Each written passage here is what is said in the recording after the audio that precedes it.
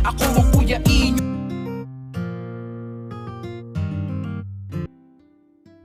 Magandang araw po sa inyong lahat at muli po welcome po dito sa inyong paboritong programa. By the way, may comment po dun sa istorya ng twin experience. Yan. Hindi daw pareho ng pangalan. So siguro ako ngayon nagkamali kasi iniisip ko yung hindi ko kasi alam na may kakambal pala, sa huli ko lang din nalaman. So yung pangalan kasi ay Rainier at Rainer. So yung pala, akala ko nagkamali lang ng type, tapos sa huli ko lang din nalaman na meron palang kakambal yung yung character ng Rainer at Rainier. So yun yung pagkakaiba lang ng pangalan nila. So hindi po magkapareho yung pangalan. Yun lang. At ngayon po, ang babasahin po nating liham ay ito, matagal na rin po ito nagle-letter sa atin. So hindi ko na mabilang. So tignan natin, pero ang itatitle ko na lang dito ay bagong kwento ni Yuan, no? Dear Kuya E, matagal ko na pong ginawa ito. Ngayon lang ulit ko naharap. Congrats sa patuloy na pag-angat ng iyong channel. Ngayong 2024, patuloy pa rin akong susuporta sa iyo, Kuya E. At sa mga panahong pakiramdam ko ay sobrang stressed na ako. Ikaw, Kuya E, at ang channel mo ang takasan ko sa mga hindi masayang nangyayari sa buhay. Naaliw ako sa pakikinig sa YouTube channel mo, Kuya E, sa mga nakakainis na stress ng trabaho. Madami palang tulad ko, kaya nakaka-relate ako madalas sa mga email na ipinapadala sa iyo. Ito na nga yung nakakakilig o nakakakilig na moment ng buhay ko. Sa pagkakataong ito, buong pagmamalaki kong itinatangi at itataas sa pedestal ang aking lover na never kong naging ex. Ang aking basher dahil may concern siya most of the time. Medyo pakialamero. Takbuhan kapag talagang pakiramdam ko nagsasama-sama na ang mga evil forces sa mundo. At ang aking idol, Maginoo, pero gustong gusto ko yung kabastusan niya. Hindi lang siya sumasayaw pero kumakanta din. Nagbago ang lahat nung dumating at nakilala ko si Vong. February 10, isang kaibigan na nagpakilala sa akin kay Vong, si Ray. Isang hindi halata, wag lang malalasing at magiging Barbie agad-agad. Pero maton kapag hindi lasing si Ray. Isang florista si Ray. Dumayo lang ako isang gabi kila Efren, short for Pren, sa bisperas ng pista nila. Para may magawa naman daw ako at wag nang magmukmok sa bahay. After mag-ayos sila Ray at Vong ng bulaklak, ayun, may painom si Fren. Sa una, pangiti-ngiti lang si Vong sa akin. Basta, nagtamang tingin namin, may konting kindat, kung bakit malakas na ang loob ko. Medyo marami na akong nainom at nawala na ang hiya ko sa kanila. Tinanong ko si Ray kung mag-ano sila ni Vong. Ang sagot naman, magkaibigan daw. Isa pang tanong, sinabi ko, pwede bang ikis si Vong? Namumula si Vong sa sinabi ko at si Ray parang umaapo yung ulo nung tumingin kay Vong. Parang sinasabing, wag. Si friend ko naman ay tumutokso sa amin. Sabi niya, sige nga, kiss ko daw si Vong. Sulsul naman ni friend. Umiiling si Vong pero may kindat. Sabi ko, wala ka naman palang jowa. Pagbibiro ko. Pwede ka ngang ikis. Tawanan kami ni friend. Si Vong hindi alam kung tatawa o magseseryoso. At si Ray naman nakakunot ang noo. Medyo maasim mangiti. Katabi ko lang si Vong kaya nilagay ko yung kamay ko sa hita niya. Wala naman siyang palag. Akala ko aalisin niya. Hinawakan niya at nilagay sa harap niya. Galit na yata si Ray dahil iniirapan na si Vong. Pero mas galit na galit ang paps ni Vong nung nakapa ko sa loob ng shorts. Ewan ko ba kung anong kabaliwan yun. Sobra lang akong natatawa kay Ray. Kasi bakit pa niya tinatago kung ano talaga ang relasyon nila ni Vong? Mukha namang nagseselos siya. Umalis sa inuman si Vong at nag-CR. Sinundan ko nga. Nung nasolo ko siya sa loob ng CR ay tinanong ako kung ano ba talaga sila. Tinanong ko. Sinabi niya. Ang alam niya sila nga magkarelasyon. Noon lang nila nalaman na hindi pala. Kaya masama ang loob niya. Hindi lang niya pinapakita sa harap namin nung nag-deny si Ray. Inalo ko siya sa balikat at isang halik ang napalako mula sa kanya. Bakit ganun katamis ang kiss niya? Intense kasi gumala ng kamay ko sa hindi tamang hawakan. Galit nga. Bukod doon, sabay hawak niya sa likod ko. Kaya lalong nagkadikitan kami. Alam ko naman hindi ako mamahalin kasi ramdam ko mahal niya si Ray, pero bakit gusto ko yun nangyayari? Medyo nagtagal na yung halik na yun. Mabilis din kamay ni Bong. Dami niyang hinawakan sa akin. Buti na lang bago dumating si Ray para sundan si Bong ay nakalabas na ng CR. Ako naman nasa loob at parang nawala ako sa sarili. Naghilamos ako pero parang hindi mawala yung lasing ko. At isang salita ang sinabi ko sa aking sarili nung nagsalamin ako. Yuan, ang tanga mo. Pero masaya ka ba sa katangahan mo? Ang tawa ko sa sarili ko basta hindi sila Bong at Ray, walang sila. Kaya yun ang mahalaga, wala akong tinapakan. Yun lang, maharot na kung maharot. Paglabas ko ng CR, dumiretso ko sa kusina para magtimpla ng kape. February 11, madaling araw na. Narinig ko parang inaaway ni Ray si Bong. Huwag daw akong harutin. Galit siya pero halos bulungan lang. Sagot ni Bong, wala naman siyang ginagawa. Narinig ko na selos si Ray. Sumagot ulit si Bong na wala naman daw sila ni Ray kaya pwede akong harutin ni Bong. Natatawa pa ako sa naririnig ko. Bad ko talaga. Nung dinala ko yung kape ay nakangiti si Ray pero kay Bong nakasimangot. Kita ko sa gilid ng mata ko. Nung inabot ko yung kape kay Bong, nahawakan niya ang kamay ko. May kapilyuhan dahil parang tinusok niya yung daliri niya sa kamay ko. Loko yun. Pero natawa ako, nakiliti ako. Ano ba kasi ang nakain ko nung araw na yun? Umuwi na sila ni Ray at Bong. Lakas ng tunog ng motor. Humarurot at mukhang nag-aaway na sila sa kalsada nung lumabas para umuwi na. Maya-maya ay nagsumbong si Bong sa text na nagulat ako at ayun, nakuha pala ni Bong ang number ko kay friend. Hindi nagtagal ay binalikan ako ni Bong kila friend. Nagpaalam si friend na mamamalengke at maiwan daw kami ni Bong sa bahay, matulog daw kami muna.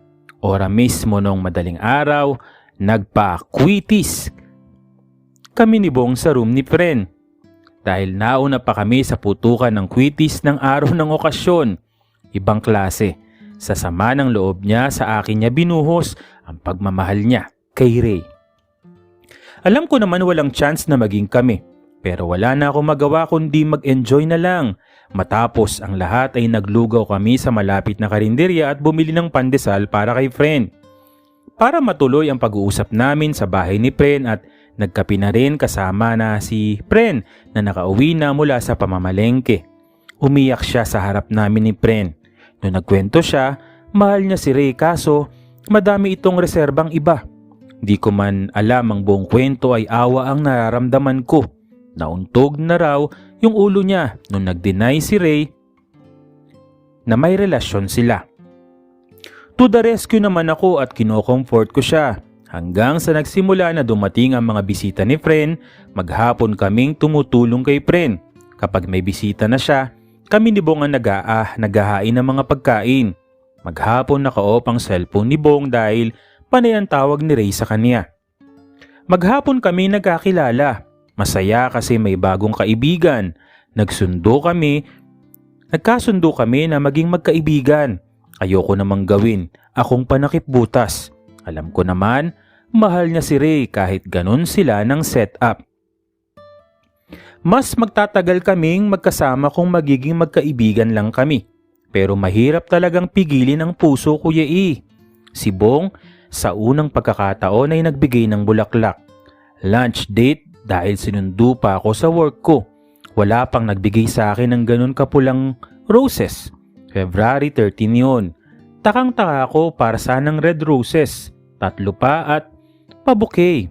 Nawala ako sa sarili noon, nakita ko Feeling ko nakalutang ako sa Cloud9 at sinabing para sa akin, sa unang pagkakataon ay may nag-abot sa akin sa public ng bouquet.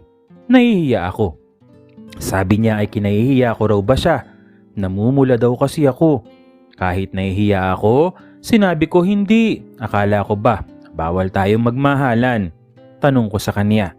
Gusto daw niyang subukan kung hanggang saan kami mapupunta. Sa unang pagkakataon nung hapon na yon ay sinama ko siya sa bahay. Pinakilala sa mga kapatid niya at kay nanay niya.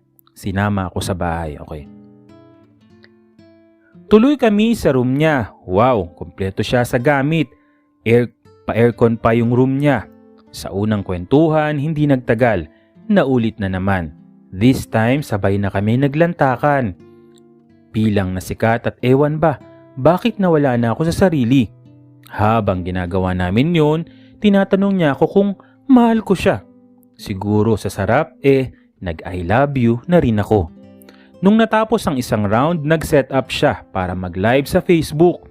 Kinanta niya yung Each Day With You ni Martin Nievera. May pakanta na naman pinapakanta talaga ako nito eh. Flowers for you on this lovely evening. Though they have no words, they share my feelings as we walk along the avenue. Pardon me, I just can't help staring at you. Sa isip ko, teka, masyado ng cheesy, pero siya talaga ang pinaka-sweet na taong nakilala ko. Baka mamaya, mawawala din siya. When I look into the sparkling eyes, I float in the air and wander in paradise. You give my heart a source of inspiration. Your beauty is beyond imagination. Imagination ko lang ba ito? Teka. Nag-call sa kanya si Ray. Nag-aaway na naman sila. Tahimik lang ako, baka sumugod sa bahay nila. Si Ray, lagot ako. Pero wala naman akong ginagawang masama. Wala nga ba? Ayun, natigil ang FB live niya. Nasira ang mood niya. Noon ko nakita ang galit niya pero wala akong magawa kaya niyakap ko siya mula sa likod niya. Nagtatanong ako sa sarili ko, bakit ako napunta sa ganitong sitwasyon? Oo, masaya pero bakit may Valentina Gay ani Ray? Wala akong magawa. Almost 10 PM na yun nung nagpaalam ako sa kanya pero pinigilan niya ako. Huwag daw muna, itutuloy niya yung FB live niya. Tinuloy niya yon. Kanta niya. You are the one, the only one that I desire. When we touch, when we're one, you light the fire. The seasons we share, hand in hand, there seems to be no time. Each day with you becomes a Valentine. Naloko na. In love na ba talaga sa akin si Bong? Ayun, natapos niya yung kanta, nag-off ng FB Live at tuloy ang lantakan.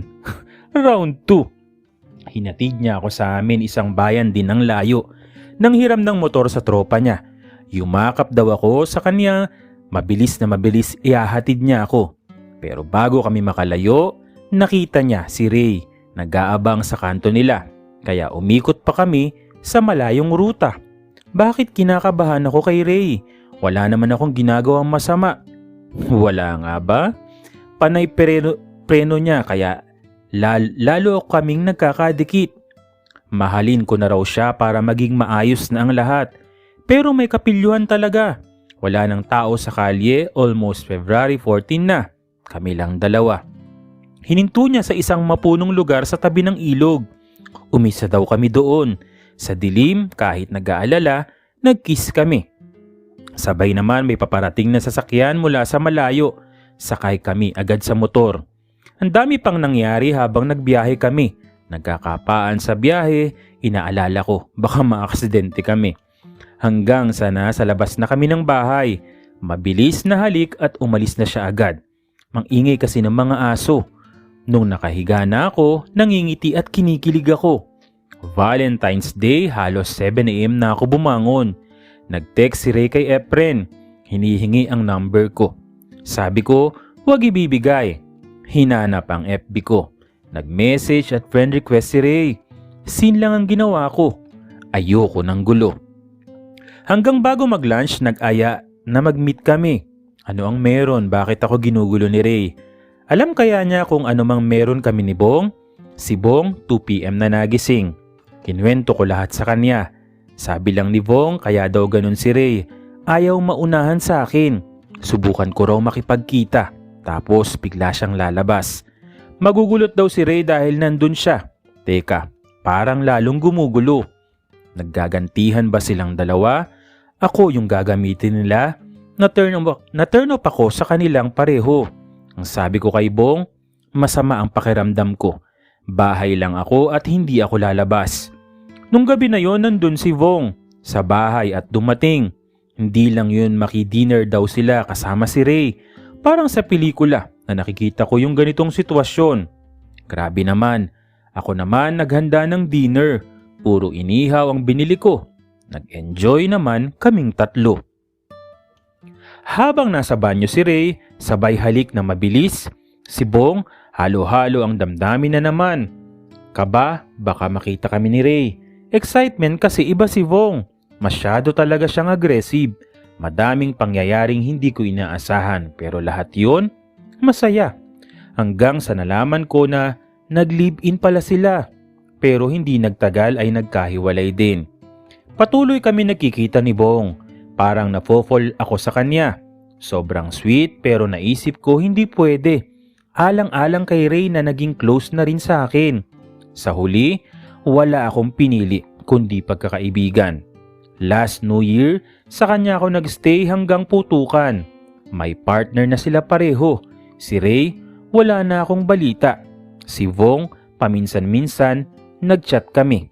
Pareho na silang nasa maayos na kalagayan. Si Ray may catering na.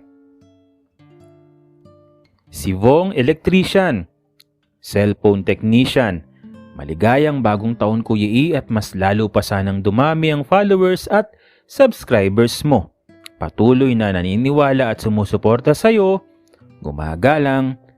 Yuan. So, ayun. Yun pala yung ending. So, ang ending, hindi ka na rin nakigulo. So, wala na rin sila. Tapos, meron ng bago. So, yun lang. Kumbaga, isang lesson ng, paano ba to? Isang lesson ng pagbabagong buhay ng lahat, no? So, tamang-tama sa tema ng bagong taon, no? Itong letter mo. Maraming salamat sa iyo, Yuan, no? Yun lang. Paano ba? Kasi sinabi mo nung una na pinagmamalaki mo, itinatangi mo na itataas siya sa yung pedestal ng yung lover na never mong naging ex. Well, sa bagay kasi hindi naman talaga lover siya, paano ba, na hindi naman talaga naging kayo talaga, no? Ang gulo, no? Pero inibig mo siya nang hindi naging kayo. So, never mo nga talaga siyang naging lover. Anyways, maraming salamat pa rin, ano, at least, no, good ending pa rin kahit nasabihin mo na medyo nagulo din yung ng konti ng buhay mo. Kumbaga, bilang para sa pagkakaibigan, para kay Ray, para sa pagkakaibigan, para wala nang sama ng loob or what, pero siguro hindi nga talaga yung pag-ibig para kay Bong, no, kasi nagkaroon na rin siya ng iba niya, no. Tapos ikaw ay naiwan din na luhaan. Kumbaga, minsan talaga yung buhay parang ipapakilala lang sa yung tao, yun, matitikman mo. Pero yun nga, ang mangyayari, maghihiwalay din naman pala o wala talagang mangyayaring hindi didiretso ng relasyon yung inyong mga pinagsamahan. Anyways, maraming salamat sa iyo, Yuan, no? Sana ay marinig pa namin yung ibang mga kwento mo pa na nais mo pang mga ibahagi. Muli, maraming salamat po sa patuloy na sumusubaybay, sumusuporta dito po sa inyong paboritong programa. Maraming salamat po sa inyong lahat.